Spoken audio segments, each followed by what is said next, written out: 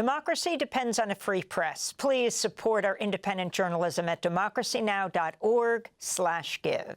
For more on the criminalization of dissent and repression of pro-Palestinian activism, we're joined now from Philadelphia by Palestinian human rights lawyer, Rutgers University professor Noura Erakat. She is the author of Justice for Some, Law on the Question of Palestine. Her most recent article for the Boston Review is called The Boomerang Comes Back: How the U.S.-Backed War on Palestine is Expanding Authoritarianism at Home. If you can respond, Professor Erakat, to these latest developments with Mahmoud, and talk about what you mean by the boomerang effect.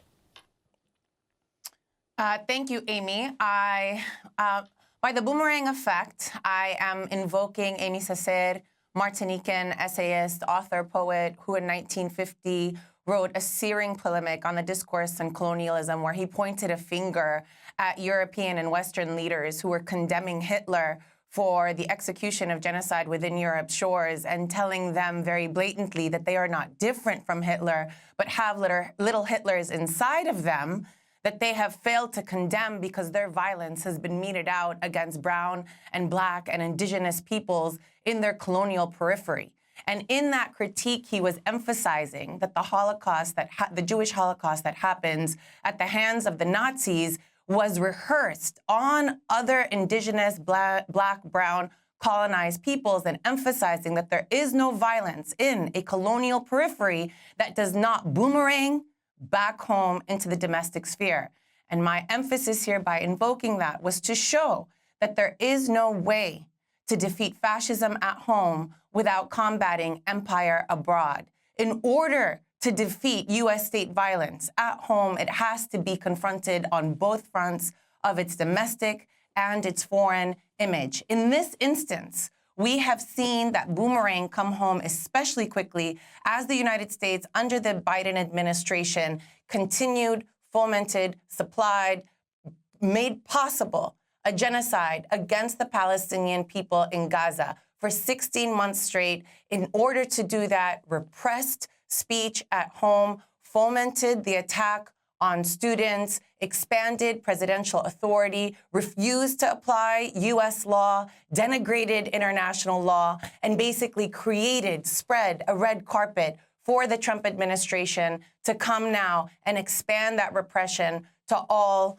other vulnerable communities. And I want to emphasize that this was possible because of the thorough dehumanization of Palestinians, because of the desensitization to their suffering, because of the racialization as violent and dangerous. There was not a blink amongst the Democratic establishment that children were being slaughtered, and asking for Americans not to slaughter them. Somehow, do not kill children became an exception when it came to Palestinians. There was actually supporting the repression of universities, of their students, because they were described as violent and dangerous rather than celebrated as anti-war protesters in the tradition of university protests in this country. I have quotes from the Biden administration, from Biden himself, where he says, let me be clear, violent protests will not be tolerated, but peaceful protest is, suggesting that the student protests were violent when 98% of them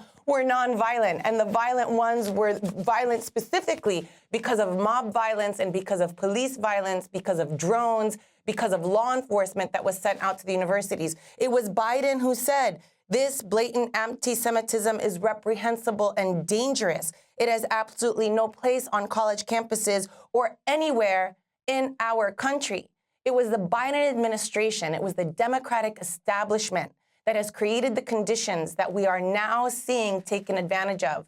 The Trump administration before has tried to gut women and gender studies, DEI, critical race theory, but could not do it. But in this moment has been able to do it because all of the guards have been let down as the supposed liberal establishment allowed for these repressive regimes to be mobilized against Palestinians once again, understanding us as the lowest hanging fruit to sacrifice rather than as the canary in the coal mine that has been telling you danger is here.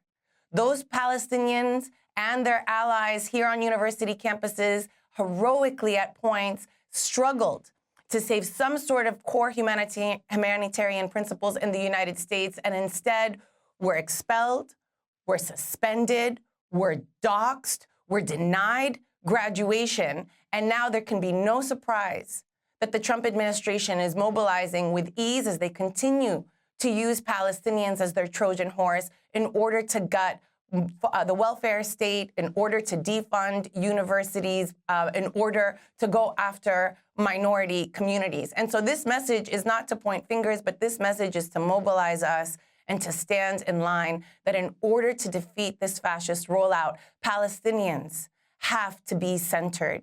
Palestinian humanity has to be recognized.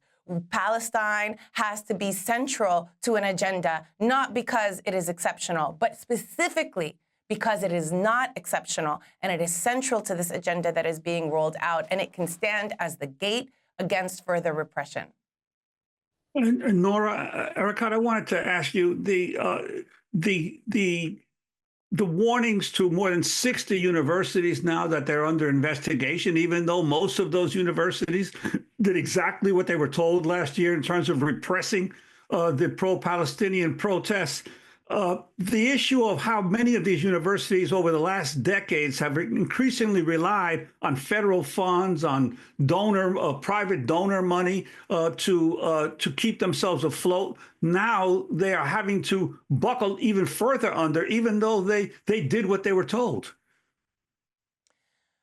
Look, the universities have been suffering from a crisis and a neoliberal crisis in their funding and in their structure for a long time, as public funding for them and subsidy has been declining, and they become increasingly reliant on private capital, including from weapons manufacturers who are more subsidized by the federal government than, in fact, the DOE is subsidized by them. They have become beholden to this holding pattern. But what we get in this lesson is that this kind of anticipatory obedience to do what the administration does will not make you safe, not at the university level and not at the individual level. The only way to protect yourself is to protest in this moment. Your silence will be a target, not a shield. There is no way to put your head down and to survive this moment. And again, I want to emphasize that paying attention to Palestinians will allow you to understand what is coming. They have long been the canary in the coal mine, the Trojan horse for conservative agendas. They have been the experiment, the guinea pig for state repression. Stephen Salaita was the first professor whose tenure was not denied but revoked.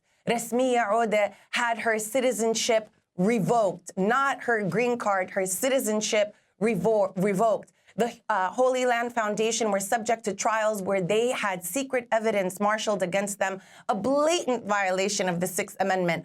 All of them Palestinians. The Los Angeles 8, Amy, you've reported on this. I love your reporting on this. And people seem to forget from 1987 to 2007, a 20-year witch hunt against 7 Palestinians and 1 Kenyan for pamphleting, for passing out pamphlets for the Popular Front for the Liberation of Palestine, the PFLP, first prosecuted under the McCarran-Walter Act. And when that was deemed unconstitutional for its anti-communist provisions, then prosecuted under material support until it too was dropped.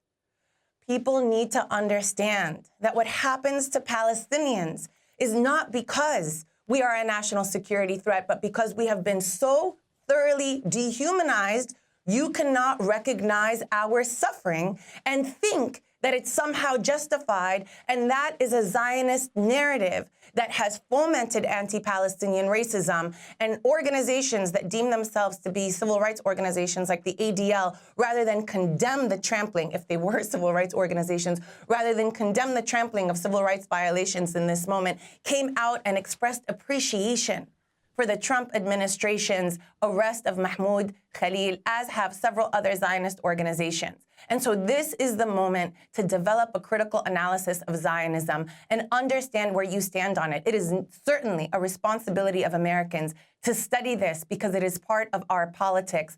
At Hunter College, the search for Palestine studies professors was canceled. This is the precise moment we should be studying Palestine in order to understand ourselves and what's coming and our responsibility in the world as an imperial power. And instead, it is being shut down under these precepts because of our failure to grapple with Zionism, our failure to grapple with American empire, our failure to understand Palestine, and frankly, our failure to listen to Palestinians. Democracy Now! Is funded by viewers like you. Please give today at democracynow.org/give.